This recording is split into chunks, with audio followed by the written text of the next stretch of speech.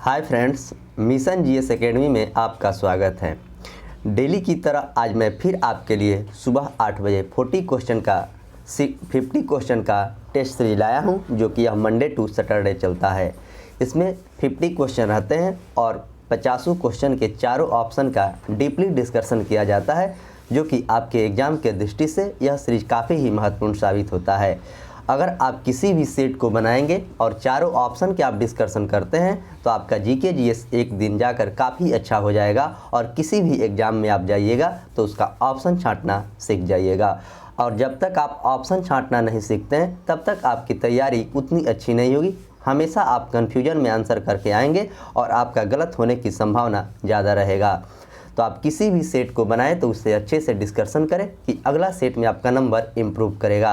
अगर जब तक आप ऐसा नहीं करते हैं तो आपके अगले सेट में नंबर इम्प्रूव नहीं करेगा, उतना ही पर रुका रहेगा। सेट मारने का सबसे अच्छा तरीका है कि उसका अच्छे से डिस्कशन कर लें। और मैं ये बता दूं कि ग्रुप डिस्कशन लाइव अभी नहीं चल रहा है, लेकिन संभवतः आज से ग्रुप डिस्कशन लाइव चलेगा, जो कि 6:30 बजे से आपको 8 बजे तक चलता है। उसमें आप ज़रूर पार्टिसिपेट होंगे। और बिहार एसएससी का भी सेट प्रैक्टिस चलेगा, उसमें भी आप पार्टिसिपेट हों। बिहार एसएससी का एग्ज़ाम अब काफ़ी नज़दीक आ चुका है, यानी कि अब मुश्किल से 35 से 40 दिन बचा है। इसमें अच्छे से आपको तैयारी कर लेना है और इसमें 75 क्वेश्चन आपको जीके जीएस से ही रहेंगे और अन्यथा मैथ रीजनिंग से मिलकर 75 क्वेश्चन रहेंगे। तो दोनों सब्जेक्ट को काफ़ी इम्पोर्टेंट समझ कर ही पढ़ना है, क्योंकि 110 प्लस क्वेश्चन आपका सही होगा तभी उसमें रिजल्ट होने की संभावना है, अन्यथा रिजल्ट होने की 1% भी संभावना नहीं है। कंपटीशन काफ़ी हाई है। नए लोग जो भी हैं चैनल को सब्सक्राइब करें, लाइक करें और अपने दोस्तों में ज़्यादा से ज़्यादा वीडियो को शेयर करें कि और भी स्टूडेंट को इससे फ़ायदा मिले। और बेल आइकन दबाना ना भूलें, बेल आइकन दबाइएगा तो सबसे पहले वीडियो का नोटिफिकेशन आपके पास जाएगा।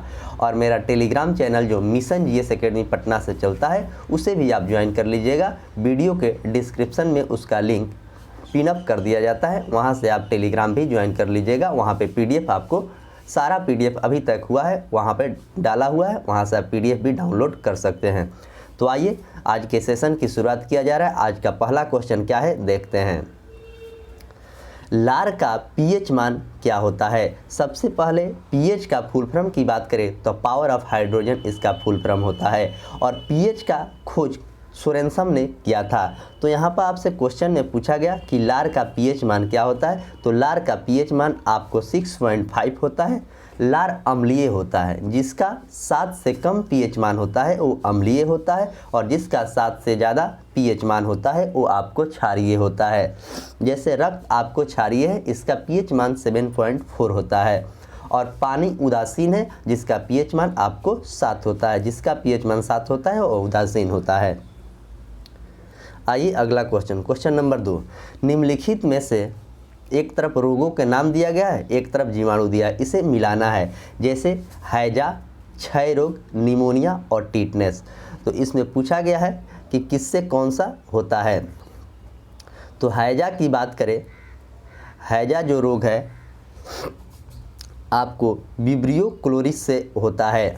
और टीबी की बात करें तो टीबी आपको माइक्रोबैक्टीरियम ट्यूबरकुलोसिस से होता है। और निमोनिया की बात करें तो निमोनिया आपको होता है डिफ्लो निमोनी। और टिटनेस क्लोस्ट्रीडियम टिटेनिक, यानी कि इसका आंसर हो जाएगा आपको 3, 4, 2 और 1, यानी ऑप्शन ए इसका करेक्ट आंसर। क्वेश्चन नंबर 2, ये भी मिलान करने वाला है। एक तरफ आपकी पहाड़ियाँ है और दूसरे तरफ राज है। जैसे पूछा गया है कि गारो की पहाड़ी, मीरी की पहाड़ी, पंचई मलाई की पहाड़ी और डालमा की पहाड़ी, तो यह कहाँ पे है? तो आइए इसका आंसर देखते हैं क्या होता है। तो गारो की पहाड़ी जो है आपको मेघालय में है, मीरी की पहाड़ी अरुणाचल प्रदेश में है, पंच मलाई की पहाड़ी तमिलनाडु में है और डालमा आपको झारखंड में है। तो इस तरह इसका आंसर हो जाएगा 1, 3, 2 और 4, यानी ऑप्शन ए इसका करेक्ट आंसर होगा। आइए चौथा नंबर भी क्वेश्चन आपको मिलान करने के, ऐसा क्वेश्चन आपके बीपीएससी के एग्जाम में पूछा जाता है और मैं बार बार इस सेट के बारे में बताया हूं कि जो भी क्वेश्चन इसमें दिया गया है काफ़ी इंपॉर्टेंट क्वेश्चन दिया गया है। तो आइए मिलाते हैं इसको। एक तरफ आपको बांध है और दूसरे तरफ नदी है। तो दुलहस्ती परियोजना किस नदी पर है? तो सबसे पहले दुलहस्ती परियोजना आपको याद होना चाहिए कि चिनाब नदी पर है।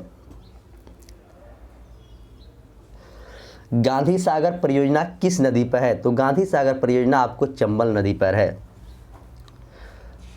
तावा परियोजना आपको तावा नदी पर है और उकाई परियोजना आपको ताप्ती नदी पर है। तो इसका आंसर हो जाएगा 2, 1, 3 और 4। 2, 1, 3, 4। आइए ऑप्शन देखते हैं। 2, 1, 3, 4 यानी ऑप्शन डी इसका करेक्ट आंसर। Question number 5।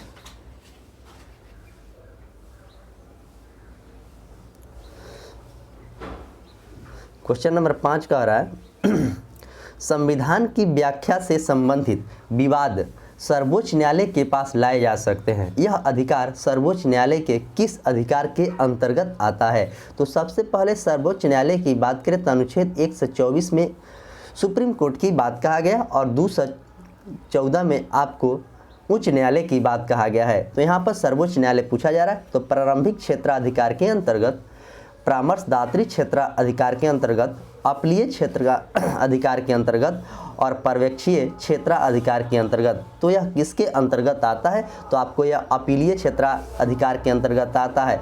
कोई भी केस अगर आपके राज्य के हाई कोर्ट में नहीं सुलझ रहा है तो उसको आप अपील करते हैं, इसी कारण अपीलीय क्षेत्राधिकार के अंतर्गत आता है और वह अपील आप एक ही जगह कर सकते हैं यानी कि सुप्रीम कोर्ट में। Question number 6। क्वेश्चन नंबर 6, निम्नलिखित में से कौन सा कथन सही है? नाबार्ड देश के कृषि एवं ग्रामीण विकास उपलब्ध कराने वाली शीर्ष है। यह बिल्कुल सही है और नाबार्ड की स्थापना आपको 1982 में हुआ था 15 जुलाई को। इसका वर्तमान में अध्यक्ष जी चिंताला है और नाबार्ड का मुख्यालय आपको मुंबई में है। तो यह क्वेश्चन पूछा गया इसमें कौन सही है? तो आपको दोनों सही है। नाबार्ड का मुख्यालय भी मुंबई में है और नाबार्ड कृषि के लिए बैंक है और इसका स्थापना 1982 में हुआ था। यह क्वेश्चन आपके यूपी पेट का जो एग्जाम हुआ था 16 तारीख को सेकेंड शिफ्ट में, यह क्वेश्चन पूछा भी गया था। क्वेश्चन नंबर 7, विशेष आर्थिक क्षेत्र किस वर्ष लागू हुआ? विशेष आर्थिक क्षेत्र यानी कि सेज 2000 ईस्वी में, 2002 में, 2005 में और 2006 में। तो कब लागू हुआ है? तो 2006 में इसको लागू हुआ है। क्वेश्चन नंबर 8, समान ताप तथा दाब पर सभी गैसों के समान आयतन में अणुओं की संख्या क्या होती है यानी समान होती है? एगाड्रो का नियम, वाइल्स का नियम, ग्लू-एस्कॉक का नियम और चार्ल्स का नियम। तो इसमें पूछा गया समान ताप और दाब, तो इसका आंसर हो जाएगा आपको ऑप्शन ए यानी कि एगाड्रो के नियम में यह सब कुछ समान होता है। क्वेश्चन नंबर 9, बंगाल विभाजन के दौरान किस तिथि को बंगाल में शोक दिवस के रूप में मनाया गया? तो बंगाल विभाजन सबसे पहले पता होना चाहिए कि बंगाल विभाजन हुआ था कब। तो बंगाल विभाजन आपको 16 अगस्त 1905 को हुआ था। उस समय भारत के वायसराय लॉर्ड कर्जन थे और 16 अगस्त को ही शोक दिवस मनाया जाता है। क्वेश्चन नंबर 10, राष्ट्रीय हरित एनजीटी की स्थापना भारत सरकार के द्वारा किस वर्ष किया गया था? एनजीटी की स्थापना भारतवर्ष में कब किया गया था? तो 2006 में, 2008, 2009 और 2010। तो इसका करेक्ट आंसर हो जाएगा आपको ऑप्शन डी यानी कि 2010 में एनजीटी की स्थापना, राष्ट्रीय हरित अधिकरण की स्थापना की गई थी। क्वेश्चन नंबर 11, निम्नलिखित में से कौन क्रिप्स मिशन के साथ कांग्रेस का आधिकारिक वार्ताकार थे? तो सबसे पहले क्रिप्स मिशन आपको मार्च 1942 में भारत आया था। तो महात्मा गांधी और सरदार पटेल, आचार्य जेबी कृपलानी, सी राजगोपालाचारी, पंडित जवाहरलाल नेहरू और मौलाना आज़ाद और option D doctor Rajendra Prasad और रफ़ी अहमद किदवई। तो इसमें आधिकारिक वार्ताकार कौन थे यह पूछा गया है क्वेश्चन। तो इसका आंसर हो जाएगा पंडित जवाहरलाल नेहरू और मौलाना आज़ाद। क्वेश्चन नंबर 12, किसी वस्तु का द्रव्यमान उसकी माप क्या है? किसी वस्तु की द्रव्यमान उसकी डैश माप है, दबाव का, वजन का, जड़त्व का और प्रणोदक का। तो किसी वस्तु की द्रव्यमान यहाँ पर पूछा गया तो उसके जड़त्व का है। दाब का मात्रक आपको पास्कल होता है और भार का मात्रक न्यूटन होता है। क्वेश्चन नंबर 13, ध्वनि का एक महत्वपूर्ण अभिलक्षण तारत्व यानी पिच जो निर्भर करता है। ध्वनि का तारत्व यानी पिच किस पर निर्भर करता है? उसके तीव्रता पर, उसकी आवृत्ति पर, उसकी गुणवत्ता पर और उसके आयाम पे। तो यह निर्भर करता है उसकी आवृत्ति पर। Question number 13। क्वेश्चन नंबर आइए 14 नंबर, वायु का तापमान कम होने पर सापेक्ष आर्द्रता पर क्या प्रभाव पड़ेगा? अगर वायु का तापमान कम होता है तो सापेक्ष आर्द्रता पर क्या प्रभाव पड़ेगा, यह पूछा जा रहा है। तो वह बढ़ जाती है, कम हो जाती है, कोई परिवर्तन नहीं होता है, पहले घटती है और फिर बढ़ती है। तो इसका करेक्ट आंसर आपको ऑप्शन ए हो जाएगा, यानी कि बढ़ जाती है। वायु का तापमान अगर कम होगा तो सापेक्षता आर्द्रता भी कम हो जाएगी। क्वेश्चन नंबर 15, हड़प्पा कालीन किस स्थल के खेल का मैदान मिला है? जो हड़प्पा कालीन किस स्थल में खेल का मैदान मिला है? तो रोपड़, राखीगढ़ी, धौलावीरा और कालीबंगा। तो यह कहाँ पर मिला है? तो आपको यह धौलावीरा में मिला है। राखीगढ़ी आपको हरियाणा में जो भारत के सबसे बड़ा स्थल है, और कालीबंगा राजस्थान में है जहाँ से जोते हुए खेत का साक्ष्य मिला है। क्वेश्चन नंबर 16, चिपको आंदोलन का जन्मदाता किसे माना जाता है? पी हेगड़े को, सुंदरलाल बहुगुणा को, रामदेवी मिश्रा को और कैलाश सांखला को। तो चिपको आंदोलन के जन्मदाता यहाँ पर पूछा गया है, तो इसका आंसर हो जाएगा सुंदरलाल बहुगुणा को माना जाता है। और चिपको आंदोलन 1970 से चालू हुआ है और इनकी हाल ही में मृत्यु भी हो गई, सुंदरलाल बहुगुणा को। क्वेश्चन नंबर 17, मानव का हृदय कितने भागों में विभाजित है? 1, 2, 3 और 4। जो मानव का हृदय है वह 4 भागों में विभाजित है। जितने भी स्तनपायी वाले होते हैं उनके हृदय 4 भागों में विभाजित होता है, ये बात आपको याद होना चाहिए। क्वेश्चन नंबर 18, वर्ष 1927 में बटलर कमेटी का उद्देश्य क्या था? वर्ष 1927 में भारतीय कृषि का आधुनिकीकरण, शिक्षा का आधुनिकीकरण, समाचार पत्रों का प्रतिबंध, अंग्रेजी सरकार एवं देशी राज्यों के बीच संबंध का सुधारना। तो 1927 में बटलर कमेटी का क्या उद्देश्य था, यह बात पूछा गया है। तो इसका आंसर हो जाएगा अंग्रेजी सरकार एवं विदेशी के बीच संबंध को सुधारना। क्वेश्चन नंबर 19, बौद्ध धर्म एवं जैन धर्म किस विषय का अंतर है? बौद्ध धर्म और जैन धर्म। बौद्ध धर्म के संस्थापक गौतम बुद्ध थे और जैन धर्म के संस्थापक आपको ऋषभ देव थे। तो आत्मा में, कर्म में, मोक्ष में और पुनर्जन्म में। तो इसका आंसर हो जाएगा आत्मा में के विषय में अंतर है। क्वेश्चन नंबर 20, किस सिख गुरुओं की हत्या मुगलों के द्वारा किया गया था? तो गुरु तेग बहादुर, गुरु अर्जुन देव और गुरु गोविंद सिंह। और ऑप्शन डी की बात करें तो ए और बी दोनों। तो यानी कि ऑप्शन डी इसका करेक्ट आंसर है। गुरु तेग बहादुर की हत्या औरंगजेब ने करवाया था और गुरु अर्जुन देव की हत्या आपको जहांगीर के द्वारा करवाई गई थी। तो इसका आंसर हो जाएगा ए और बी दोनों सही है। क्वेश्चन नंबर 21, महावीर स्वामी ने अपना पहला उपदेश कहाँ पर दिया था? तो सबसे पहले महावीर आपको जैन धर्म से संबंधित थे और इनका जन्म 540 ईसा पूर्व में वैशाली में हुआ था। महावीर स्वामी का अपना उपदेश कहाँ दिया था? पहला तो पाटलिपुत्र में, सारनाथ में, वैशाली में और राजगीर में। तो सबसे पहले उन्होंने अपना पहला उपदेश राजगीर में दिया था। और गौतम बुद्ध की बात करें तो गौतम बुद्ध ने भी सबसे पहला उपदेश आपको राजगीर में ही दिए थे। दूसरा आपको वैशाली में दिए थे। तीसरा आपको पाटलिपुत्रा में दिए थे और प्रथम सबसे पहले सारनाथ में दिए थे, जिसे धर्म चक्र परिवर्तन कहा गया था। और यह क्वेश्चन आपके यूपी पेट के एग्जाम में पूछ भी दिया गया था। जो भी लोग यूपी पेट का एग्जाम दिए हैं उनको इससे काफ़ी ज़्यादा लाभ मिलता होगा। जो मैं पहले भी 140 वीडियो डाला है उसे भी आप जाकर देखें प्लेलिस्ट से। निम्न में से कौन सी यांत्रिक तरंग है? तो रेडियो तरंग, एक्सरे तरंग, प्रकाश तरंग और ध्वनि तरंग। तो पूछा गया है कि कौन सा यांत्रिक तरंग है, तो आपको ध्वनि तरंग है जो यांत्रिक तरंग है। क्वेश्चन नंबर 23, भोपाल गैस त्रासदी में किस गैस का रिसाव हुआ था? तो सबसे पहले भोपाल जो गैस त्रासदी हुआ था 1984 में हुआ था 3 दिसंबर को। तो methyl isocyanide, carbon monoxide, nitric oxide और सल्फर डाइऑक्साइड। तो इसका आंसर हो जाएगा आपको मिथाइल आइसोसाइनाइड यानी कि MIC। क्वेश्चन नंबर 64, राष्ट्रपति पर महाभियोग के संदर्भ में निम्नलिखित में से कौन सा सही नहीं है? पूछा गया कि कौन सा सही नहीं है। राष्ट्रपति पर महाभियोग की प्रक्रिया अनुच्छेद 61 में दी गई है, यह बिल्कुल सही है।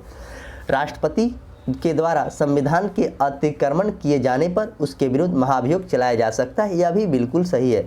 महाभियोग संसद के द्वारा चलाई जाने वाली एक अर्ध न्यायिक प्रक्रिया है, तो अर्ध न्यायिक प्रक्रिया है, ये भी बिल्कुल सही है। तो आपको बचा ऑप्शन डी कि महाभियोग का प्रस्ताव केवल लोकसभा में प्रस्तुत किया जाता है ना, यही आपको गलत है। महाभियोग की प्रक्रिया लोकसभा और राज्यसभा दोनों जगह आप कहीं भी पेश किया जा सकता है। आइए 25 नंबर क्वेश्चन देखते हैं।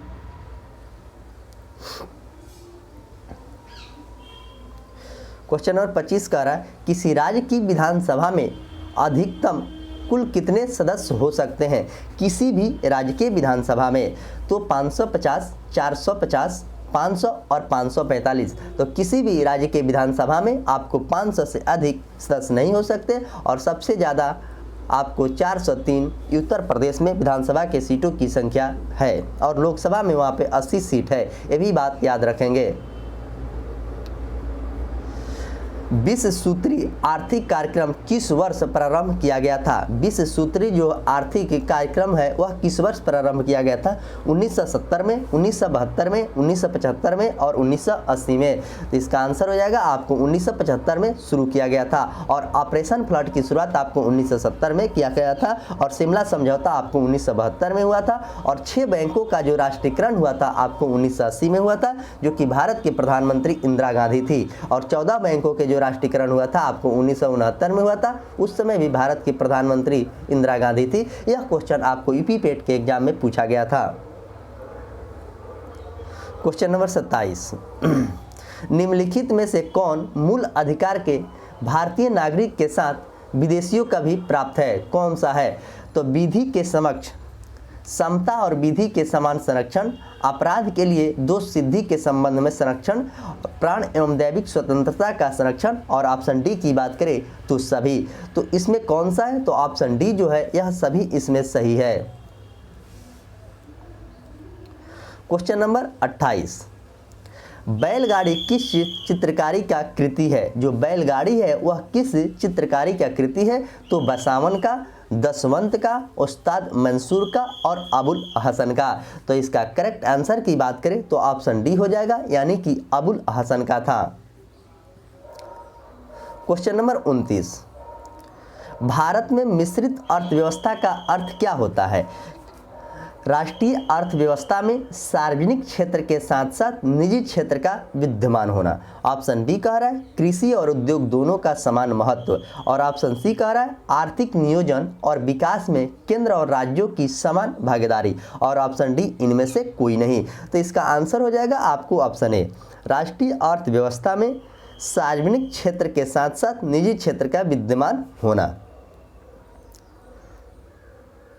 क्वेश्चन नंबर 30, शाहजहानामा का लेखक कौन है? शाहजहानामा का लेखक शाहजहां, हामिद लाहौरी, इनायत खां और अबुल फजल। तो इसका लेखक कौन है यह बात पूछा गया, तो इसका लेखक आपको इनायत खां है। बाबरनामा का लेखक आपको अबुल फजल है। क्वेश्चन नंबर 31, वेलेस्ली की सहायक संधि स्वीकार करने वाला दूसरा राज्य कौन सा था? हैदराबाद के, मराठा, मैसूर और अवध। तो सबसे पहले लॉर्ड वेलेस्ली की शासनकाल की बात करें तो 1798 से लेकर 1803 तक उसका शासनकाल था। तो इसमें सहायक संधि स्वीकार करने वाला दूसरा राज्य पूछा। देखिए क्वेश्चन में पहला नहीं पूछा, दूसरा पूछा, और स्टूडेंट गलती क्या करेंगे पहला को आंसर टिक कर देंगे और अच्छे से क्वेश्चन नहीं पढ़ते हैं, तो इसका आंसर हो जाएगा मैसूर। भारतीय ब्रह्म समाज के संस्थापक कौन थे? भारतीय ब्रह्म समाज के यहाँ पर संस्थापक पूछा गया है। तो राजा राम मोहन राय, देवेंद्र नाथ टैगोर, ईश्वर चंद्र विद्यासागर और केशव चंद्र सेन। तो भारतीय ब्रह्म समाज की स्थापना केशव चंद्र सेन के द्वारा किया गया था और ब्रह्म समाज की स्थापना 1828 में राजा राम मोहन राय के द्वारा किया गया था।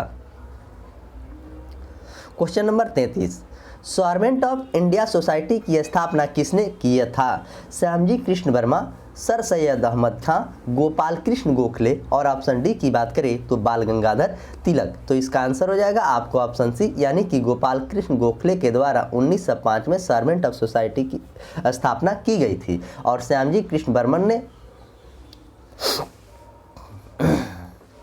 क्वेश्चन नंबर 34, कांग्रेस के किस अधिवेशन में भारत छोड़ो आंदोलन का प्रस्ताव पारित किया गया था? कौन सा अधिवेशन था जिसमें भारत छोड़ो आंदोलन का प्रस्ताव कर दिया गया था? नागपुर, दिल्ली, वार्धा और कोलकाता। तो नागपुर का अधिवेशन आपको 1920 में हुआ था। कोलकाता में आपको 1906 में दादा भाई नौरोजी के द्वारा पूर्ण स्वराज की मांग की गई थी। तो इसका आंसर हो जाएगा आपको ऑप्शन सी, वार्धा में। क्वेश्चन नंबर 35, शुष्क सेल किसका प्रयोग किया जाता है? शुष्क सेल में किसका प्रयोग किया जाता है? ये भी क्वेश्चन आपके ईपी पेट के एग्जाम में 16 तारीख के डेट में पूछा गया था। Sulphuric acid, nitric acid, hydrochloric acid और अमोनिया क्लोराइड। तो इसका आंसर हो जाएगा आपको ऑप्शन ए, यानी कि सल्फ्यूरिक एसिड। उसका सूत्र होता है H2SO4। हाइड्रोक्लोरिक एसिड का होता है HCl।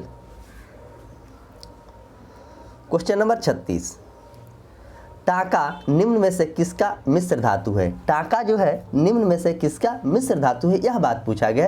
टीन एवं सीसा, टीन एवं तंबा, टीन, तंबा एवं जस्ता और ऑप्शन डी की बात करें तो टीन, सीसा एवं जस्ता। तो इसका करेक्ट आंसर हो जाएगा आपको ऑप्शन ए, यानी कि टीन एवं सीसा का मिश्र धातु है टाका। आइए 36 नंबर क्वेश्चन देखते हैं। 37 नंबर क्वेश्चन, महात्मा गांधी के असहयोग आंदोलन की प्रस्ताव का विरोध किसने किया था? महात्मा गांधी का जो असहयोग आंदोलन 1920 में हुआ था इसका विरोध किसने किया था, यह बात पूछा गया है। एनी बेसेंट, मोहम्मद अली जिन्ना और बिपिन चंद्र पाल और ऑप्शन डी की बात करें तो इनमें से सभी।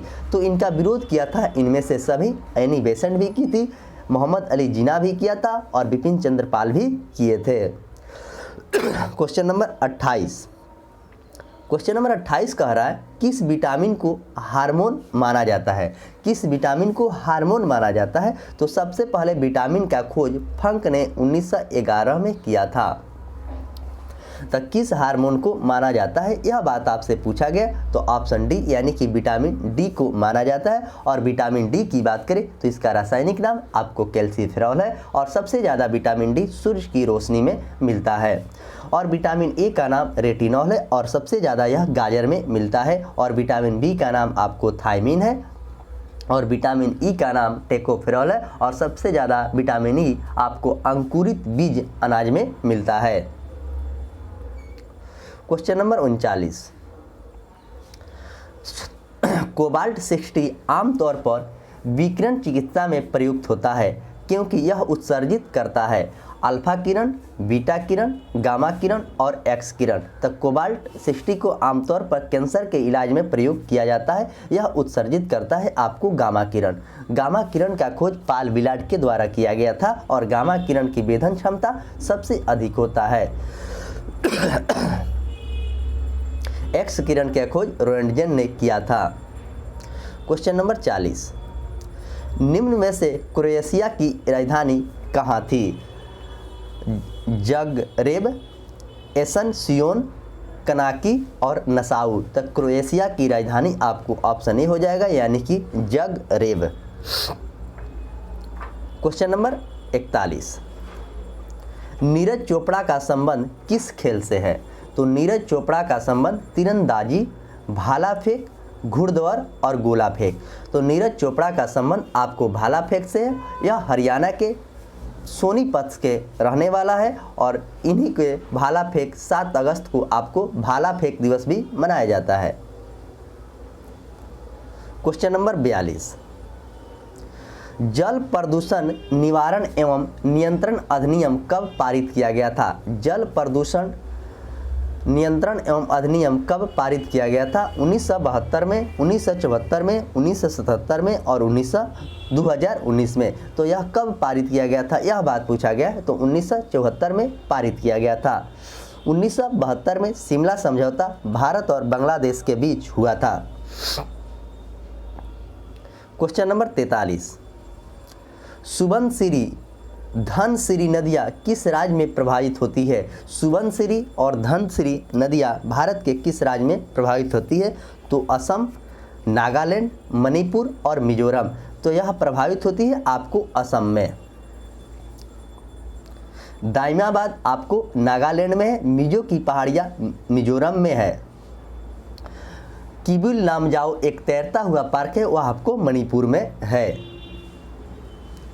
क्वेश्चन नंबर 44, असम कितने राज्यों के एवं कितने देशों के साथ सीमा साझा करती है? तो सबसे पहले आपको ज्योग्राफी का पार्ट अगर मजबूत करना है तो आपको मैप की ज्ञान होनी चाहिए, तभी आप ज्योग्राफी का पार्ट कौन सा राज्य कहाँ पे है तब आप इसको सही से आंसर दे सकते हैं। तो 5 राज्य और 3 देश, 6 राज्य और 2 देश, 7 राज्य और 2 देश, 5 राज्य और 1 देश। तो असम की सीमा पूछा है कितने देश और कितने राज्य से लगता है? तो असम की सीमा आपको 7 राज्य और 2 देश से लगता है। यह काफ़ी इम्पोर्टेंट क्वेश्चन है और यह क्वेश्चन बहुत कम ही स्टूडेंट इसको सही करेंगे। जिनको मैप का ज्ञान होगा वही सही कर सकता है। तो जो राज्य है आपको एक भूटान से सीमा लगता है और एक आपको म्यांमार से सीमा लगता है।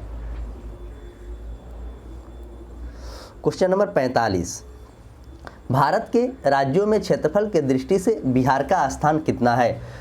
तो भारत में सबसे बड़ा क्षेत्रफल के दृष्टि से भारत का राज्य राजस्थान है और दूसरे स्थान पर आपको मध्य प्रदेश है और तीसरे स्थान पर महाराष्ट्र और चौथा स्थान पर आपको उत्तर प्रदेश। यह 4 राज्यों का आपको क्रम हमेशा याद होना चाहिए। कभी कभी क्रम भी पूछा जाता है। तो बिहार के स्थान की बात करें तो बिहार का स्थान उसमें 13वां है और जनसंख्या के दृष्टि से बिहार का स्थान आपको तीसरा है और प्रथम नंबर पर उत्तर प्रदेश, दूसरे नंबर पर आपको है महाराष्ट्र और तीसरे पर बिहार और चौथा पर पश्चिम बंगाल।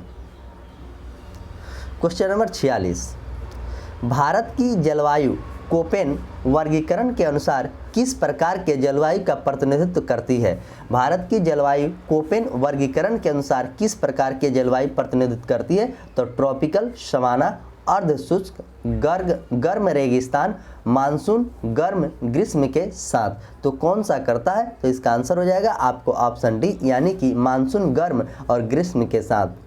आइए क्वेश्चन नंबर 47 देखते हैं।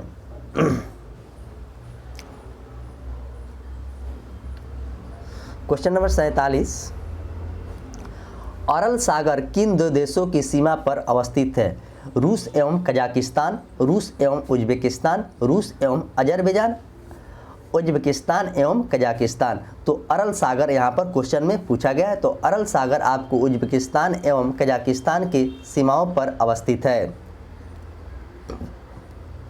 क्वेश्चन नंबर 48, समान न्याय निःशुल्क विधि सहायता के लिए संविधान के किस अनुच्छेद में उपबंध किया गया है? तो यह सबसे पहले भाग 4 के राज्य के नीति निर्देशक तत्व जो 36 से 51 है उसी में इस बात को कहा गया है। तो अनुच्छेद 39 में यह बात किस में कहा गया? अनुच्छेद 39 के क में समान न्याय और निःशुल्क विधि सहायता दिया जाएगा।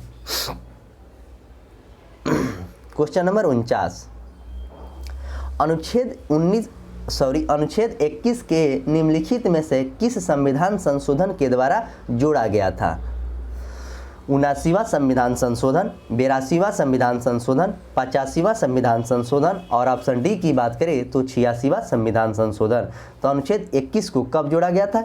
86वां संविधान संशोधन आपको 2003 में हुआ था, इसी के तहत जोड़ा गया था, जिसमें निःशुल्क शिक्षा की बात कही गई थी।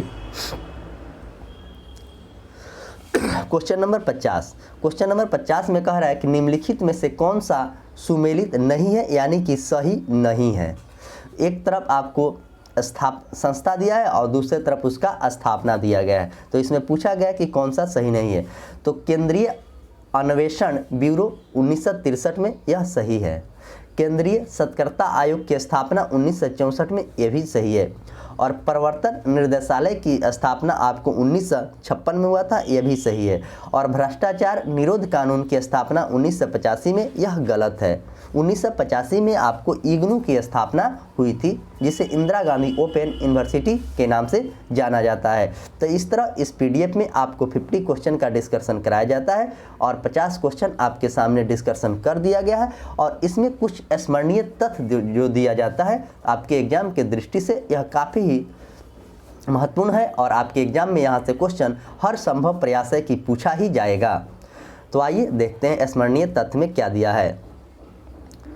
कुषाण वंश के संस्थापक कौन थे? तो कुषाण वंश के संस्थापक की बात करें तो कुजुल कटफिसेस कुषाण वंश के संस्थापक थे। कुषाण वंश का सबसे प्रतापी राजा कौन था? तो आपको कनिष्क था। कुषाण वंश के सबसे प्रतापी राजा कनिष्क था और इसकी राजधानी पुरुषपुर एवं दूसरा राजधानी मथुरा था। प्रथम राजधानी पुरुषपुर था और दूसरा राजधानी आपको मथुरा था। इसने 78 ईस्वी में शक संवत की शुरुआत किया, जिसका प्रयोग वर्तमान भारत सरकार के द्वारा अभी भी किया जा रहा है। तो इन्होंने 78 ईस्वी में शक संवत की शुरुआत किया था। इसके दरबार में आयुर्वेद विद्वान चरक रहते थे। तो कनिष्क के दरबार में कौन रहता था? तो आयुर्वेद विद्वान जो था वह चरक रहता था। बुद्ध चरित्र की रचना अश्वघोष ने किया है। यह क्वेश्चन कई बार एग्जाम में पूछा जा चुका है, जो कि कनिष्क के दरबार में रहता था। बुद्ध चरित्र भी आपको कनिष्क के दरबार में ही रहता था, जो अश्वघोष के द्वारा लिखी गई पुस्तक है।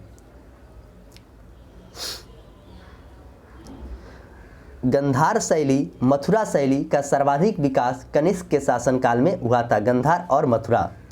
प्रसिद्ध रेशम मार्ग का प्रारंभ कनिष्क के द्वारा ही किया गया था। प्रसिद्ध रेशम मार्ग।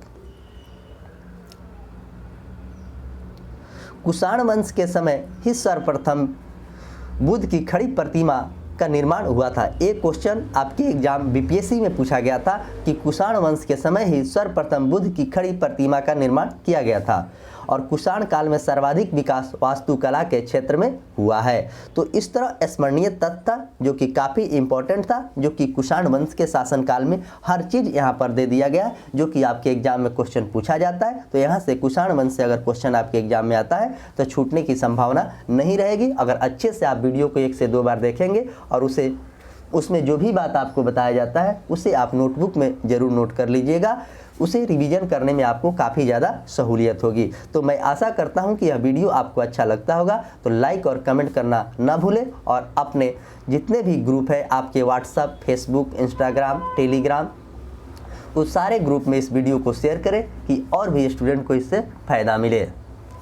और फेसबुक लिंक पेज पे भी आप लोग जुड़ जाएं, जो मिशन जीएस एकेडमी पटना से फेसबुक लिंक है, वहां पर भी ये सब डाल दिया जाएगा। तो चलिए मैं इसी के साथ इस सेशन को समाप्त करता हूं। मिलेंगे शाम 6:30 बजे आज ग्रुप डिस्कशन लाइव में। तब तक के लिए धन्यवाद।